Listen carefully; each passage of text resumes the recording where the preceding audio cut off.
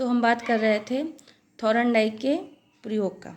तो उन्होंने अपना प्रयोग एक भूखी बिल्ली पे किया था, जिसे एक पिंजरे में बंद कर दिया था, जिसका नाम मंजूषा था। याद रखिएगा बच्चों, बिल्ली का नाम मंजूषा नहीं था, उस पिंजरे का नाम मंजूषा था। पिंजरा इस प्रकार का बना हुआ था कि उसका दरवाज़ा एक लीवर को दबाने से खुल जाता था। यानी कि पिंजरा इस तरीके से बनाया गया था कि उसमें 2 लीवर लगे थे। अगर उसमें एक लीवर पे एक ऐसा लीवर था जिस पे पैर रख किसी भी चीज़ को पुश करने से या दबाने से वो दरवाज़ा या वो उस पिंजरे का जो है दरवाज़ा जो है खुल जाया करता था। तो बिल्ली भूखी थी, उसे भोजन चाहिए था। पिंजरे के बाहर भोजन रखा हुआ था। वो अपने भोजन को पाने के लिए लगातार प्रयास करती रही। बिल्ली चाहती थी कि उसे जो है भोजन मिल जाए। वो उसी पिंजरे के अंदर कूदती फांदती रही और अचानक उसका जो है पैर या उसका पंजा जो है उस लीवर से पर पड़ जाता है और लीवर पर पुश होने के कारण, यानी लीवर पर जैसे ही पैर पड़ता है वैसे ही उस पिंजरे का दरवाज़ा खुल जाता है। पिंजरा खुल जाता है, बिल्ली भोजन को प्राप्त कर लेती है। और बिल्ली भोजन प्राप्त करने के पश्चात कुछ दिनों तक थॉर्नडाइक महोदय ने ये प्रयास को बार बार किया।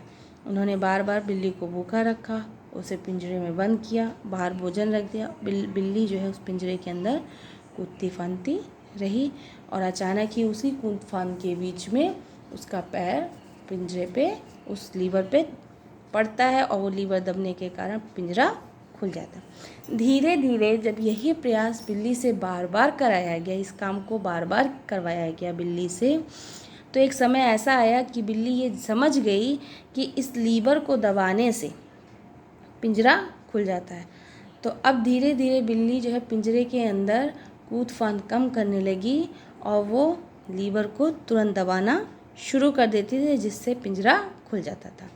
एक समय ऐसा आया कि बिल्ली जो है उस पिंजरे में कूद फांद बिल्कुल नहीं की। जैसे ही उसे पिंजरे में बंद किया जाता था वो लीवर दबाती थी और उसको खोल लेती थी और भोजन को प्राप्त कर लेती थी। अपने इस सिद्धांत के माध्यम से, अपने इस प्रयोग के माध्यम से थॉर्नडाइक महोदय ये कहना चाहते हैं कि व्यक्ति यदि किसी काम को सीखना चाहता है तो वो बार बार यदि प्रयास करेगा तो एक समय ऐसा आएगा कि उससे त्रुटियां कम होंगी और उस काम को सीख जाएगा। थॉर्नडाइक महोदय ने जो अपना सिद्धांत दिया है वो उनके कई नियम पर चलते हैं। पहला है तत्परता का नियम, दूसरा है अभ्यास का नियम और तीसरा है प्रभाव का नियम। जो थॉर्नडाइक का प्राथमिक नियम, इन्हें थॉर्नडाइक का प्राथमिक नियम भी कहा जाता है। तत्परता का नियम यानी कि जब हम किसी काम को करने के लिए तत्पर होते हैं, यानी तैयार होते हैं, मानसिक रूप से तैयार होते हैं, तो वो काम हम जल्दी सीख जाते हैं, उस काम को हम जल्दी कर लेते हैं। अभ्यास का नियम, अभ्यास का नियम ये कहता है कि जब हम किसी काम को बार बार करते हैं, उसका बहुत प्रैक्टिस करते हैं, बहुत अभ्यास करते हैं, तो वो काम हम सीख जाते हैं। जो गणित के सवाल होते हैं उसमें इसीलिए हम लोग अभ्यास दिए होते हैं, एक्सरसाइज दी होती है, जिसमें एक ही तरीके के प्रश्न अलग अलग संख्याओं में दिए रहते हैं, जिसको करने से बार बार करने से व्यक्ति को उस तरीके के प्रश्न सीख जाते हैं और जब एग्ज़ाम में प्रश्न आता है तो उस प्रश्न को सॉल्व वो कर लेते हैं। प्रभाव का नियम, तीसरा नियम है जो वो प्रभाव का नियम है। वो ये कहता है कि जब हमको परिणाम या प्रभाव, जब हमको पता होता है कि इस काम को करने से मुझे ये परिणाम मिलेगा, यानी कि अगर हम पढ़ाई करेंगे, हम अच्छे से तैयारी करेंगे, लिखेंगे पढ़ेंगे तो हमको अच्छे नंबर मिलेंगे, हम अच्छे नंबरों से पास होंगे, तो इसको परिणाम का नियम भी कहते हैं। उसके प्रभाव के कारण हम व्यक्ति जो है उस काम को बार बार करता है। तो थॉर्नडाइक के ये जो नियम हैं प्राथमिक नियम दिए हैं ये 3, ये यही कहते हैं कि व्यक्ति जब प्रयास करता है तो तत्पर होना आवश्यक है, उस अभ्यास का, और उसके प्रभाव जो उसका परिणाम है वो भी होना आवश्यक है। अब बात यह आती है कि जो मनोवैज्ञानिक हैं इन्होंने अपना प्रयोग जो है मनुष्यों पे क्यों नहीं किया। ये सभी जितने भी मनोवैज्ञानिक हैं उन लोगों ने अपना जो भी प्रयोग किया है वो जानवरों पे ही या पशुओं पर ही किया है।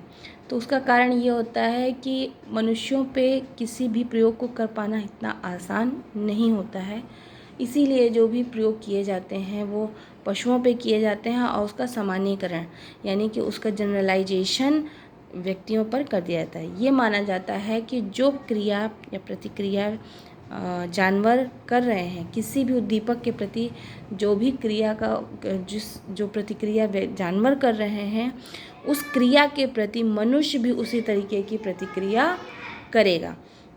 तो इस कारण जो है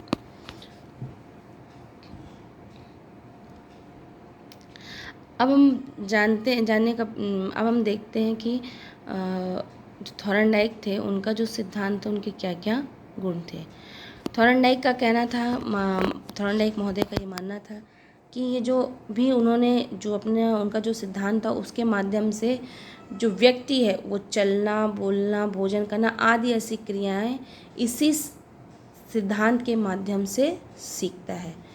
ये जो सिद्धांत होता है व्यक्ति को आशावादी प्रकृति का बनाता है, यानी कि व्यक्ति के अंदर जो आशावादी प्रवृत्ति है वो इस सिद्धांत के माध्यम से आती है। व्यक्ति में धैर्य और परिश्रम के गुण आते हैं। मंद बुद्धि के बालक को इसी विधि के माध्यम से सिखाया जाता है, यानी बार बार उनको प्रयास कराया जाता है, धीरे धीरे उनमें गलतियाँ कम होती हैं और धीरे धीरे बालक उस क्रिया को सीख जाता है।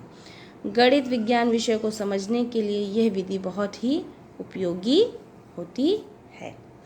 तो बच्चों, आज हम लोगों ने थॉर्नडाइक के जो सिद्धांत है प्रयास एवं त्रुटि का, इस सिद्धांत के बारे में पढ़ा है।